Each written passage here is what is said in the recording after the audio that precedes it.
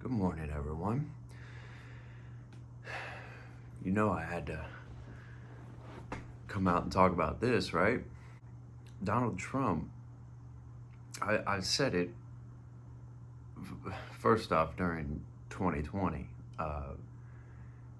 that he's guilty of espionage as well as treason, and that was before January 6th happened.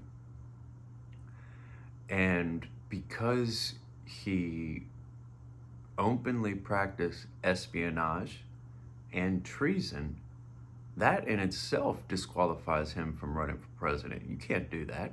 You can't be an enemy of the state and run for president. No. So then January 6th happens, and now all this crazy stuff. And so now finally, the DOJ has said that they've submitted documents to have him disallowed from running for president based on the 14th Amendment because he supported insurrectionists, which again is an act of treason. I mean, this is stuff from back in the days of the British monarchy.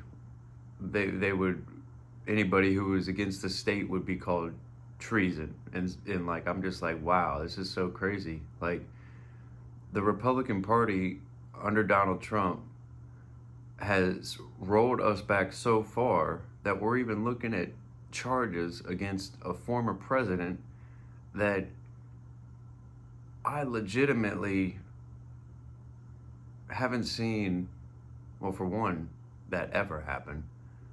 But for two, like, for a leader of a nation to be practicing treason,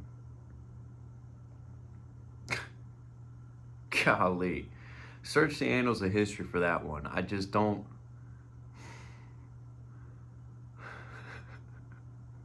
I'm thinking back to the Old Testament Bible days. Like, there was a lot of crazy stuff that happened between, Samaria and Israel and stuff like that. Like, was there ever anything like that? I don't think so. Thing that we have to be mindful of, most importantly, out of this Donald Trump situation, is now I want to raise awareness to something. The crazy things that the GOP leaders are saying, I've watched the way that GOP leaders operate. It's similar to how the Democratic ones do also.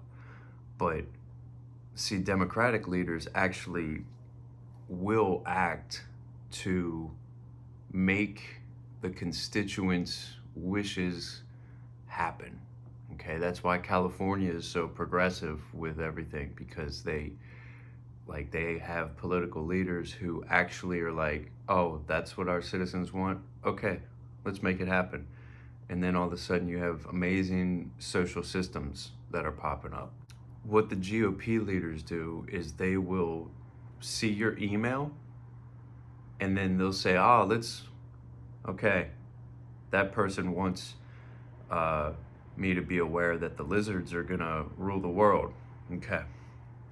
And then they get a bunch of emails about lizards ruling the world, right? Because their base is all watching the same shit because they're a cult. So when you have a cult, it's easy to trigger that cult. You see what I'm getting at with Trump and the insurrection, right? And so the GOP leaders currently, I can tell you, just without even seeing, that their emails are currently inundated with crazy conspiracy theories, all coming from these right-wingers, the constituents, the people who vote for them, okay? And the GOP leaders, the way they operate is they'll look at the email, and if they see that there's a lot of people saying similar stuff, they'll talk about it. They have zero intention of ever making any type of change, though. They have a literal agenda that they're following, okay? It's been going on for like 100 years, And that agenda is marching no matter what. And the purpose of the GOP leaders is they've got an agenda that's moving forward. They hear some stuff, oh, we can get more voters if we just say this, right? And so here's their mouth moving and here's their feet walking.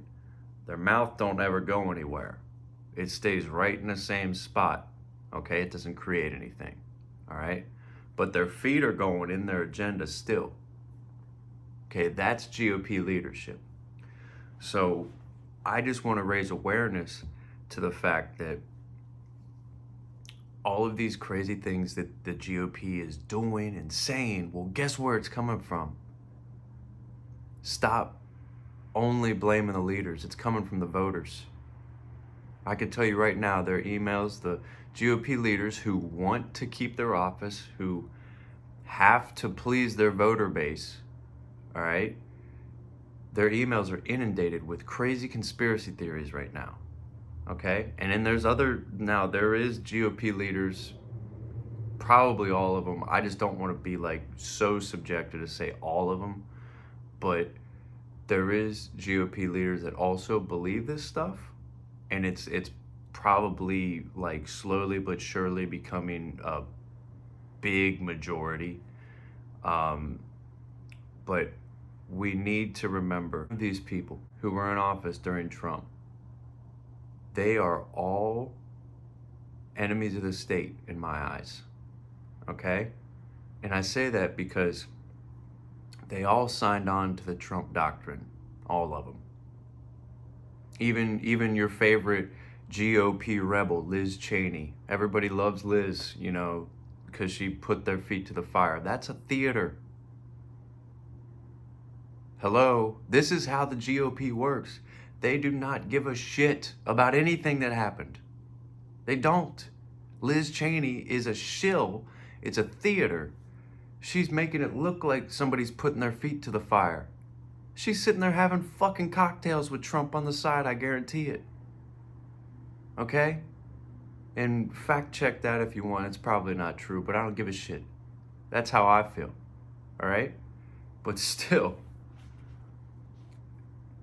all you're going to see now from these GOP leaders is them trashing Trump in order to now take the office. And guess what's going to happen? The same agenda. Okay?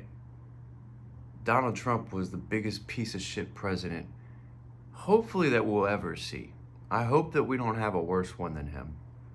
He's the worst president in the history of the world. Okay? In terms of American presidents, I mean, I don't know another one that did a worse job.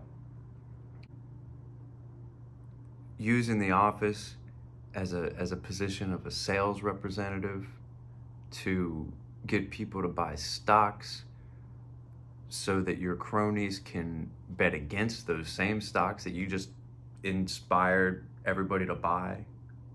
Okay, this is the type of things that Trump was doing, and he was doing it in a sneaky way.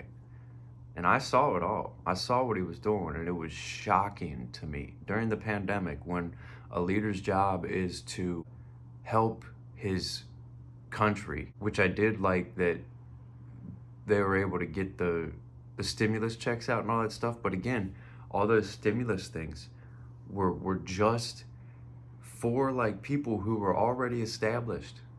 The people who already had like rich stuff going on, they got a lot of benefits out of the pandemic. And Trump made it worse, all right? Putting out false information about vaccines that are gonna be approved, and people would buy the shit out of that stock, and then his buddies would bet against that stock, and the thing would plummet. Okay, Gilead Sciences, check it out. That's one exact reference. I was watching. So do not fall for any of these GOP leaders. They are all crooked pieces of trash, all right? And nothing that they're saying is genuine. Nothing. Your boy, they flip-flop, by the way, nonstop. I mean, which proves my point that they just literally are people pleasers that need votes. So, like, you got the Christie guy and the Ted Cruz guy that were, like, wholeheartedly against Trump when he was running for office because they're running against him. And then Trump gets in office, and now they're all, like, on their knees for him. Now they're running against Trump again, and now all of a sudden it's time to trash him. Look, Donald Trump deserves to be trashed, but don't let these GOP people now influence your mind to say, oh, see, that person doesn't approve of Trump, he's cool. No, he's not cool. He was never cool. He or she is representing the antithesis of progress.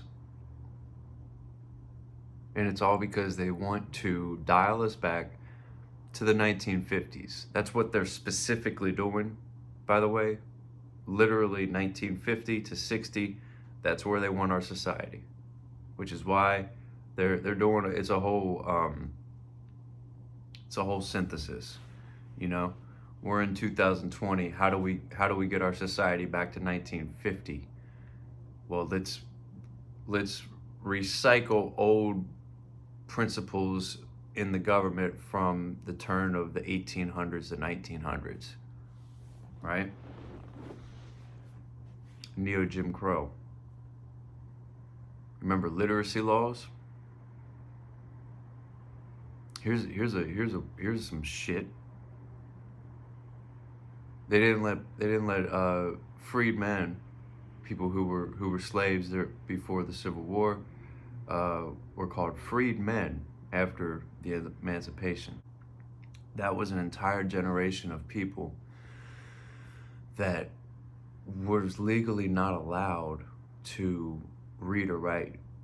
It was illegal for a person who was a slave to be educated, except for the women who were educated up to a first grade level because they were working in the house and needed to be able to communicate. This was how the United States, as a country, as a government, treated black people. It gets worse. Then the slaves are emancipated. Now people are free. Well, now you got rights, right? No, you don't. They still didn't have equal rights. And then the right to vote came along for black men, not black women. But then they put in literacy laws saying if you can't pass a test, then you're not allowed to vote. This is the same generation of people that it was previously, like 20, 30 years ago, illegal for them to be educated. And now you're saying that the only way they can vote, which is their right, is if they have passed a literacy test. And you gave the right to vote to only black men where it was specifically illegal to educate. That demographic of people, it was purely illegal for them to be educated. And that's who you give the literacy test to. That is called disenfranchisement, okay? It's like one of the best examples of disenfranchisement. So they're dialing us back to that era, not with the same exact things, but it's metaphysically happening. All right? Remember, these people they're not stupid, they're evil. Evil is got its own, smarts, but the thing about evil is it's predictable. Yeah. It is not hard to predict what these GOP people are doing. Let's put it that way. Now you guys are gonna ask, how did he commit treason? Well, for one, Okay, I'm not on Dr. Google right now. So I am speaking off the top of my head. Okay, so when you're listening to this and watching my video, thank you, by the way, and then you try to go do your fact checking, please fact check everything. That's fine. But also be aware of the fact that sometimes we're trying to make these videos concise and I might make a general point, like the one in the previous video about gold and how that the asteroid out there could be radioactive. And I get a guy, which thank you, by the way, somebody in the comments saying uh, something that I already knew, that I had already looked up, that gold uh, can't be radioactive. But that's the problem with everybody. People Google it and they look at like the top one or two choices that pop up. They read one sentence from it and they think that's fact checking. Fact checking is a lot deeper than that. Okay? Let's talk about it. You have to check the information, and then not only do you find the information you're looking for, you have to vet out that source. Then you have to see where the source's information came from. So you need to see who that source is, what they're about, so you understand what's going on up here. And then you find out where their information, where they got it from, and then you vet that source out also. That's fact checking, not Google, oh, gold can't be radioactive. It says right here on Google. Well, actually, if you continue to use Dr. Google, you'll find that there are, I don't remember the exact number, but it was something like 47 or maybe more than that isotopes of gold. And here's the kicker, Mr. Google Doctor. Only one isotope of the element gold is stable. Every other isotope is radioactive.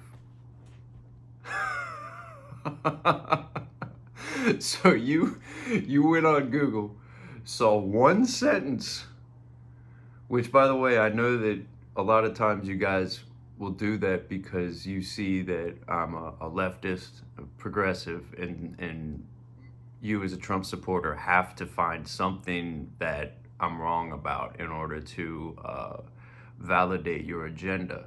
Unfortunately, you guys, one, your agenda is entirely trashed. It's worse than smoke and mirrors, all right?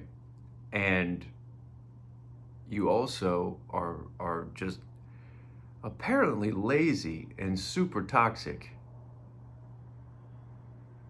It really would behoove you to, instead of trolling people on social media, to go and read for yourself. And I really do mean read, not watch a YouTube video, okay, which is counterintuitive because I'm posting one right now, okay?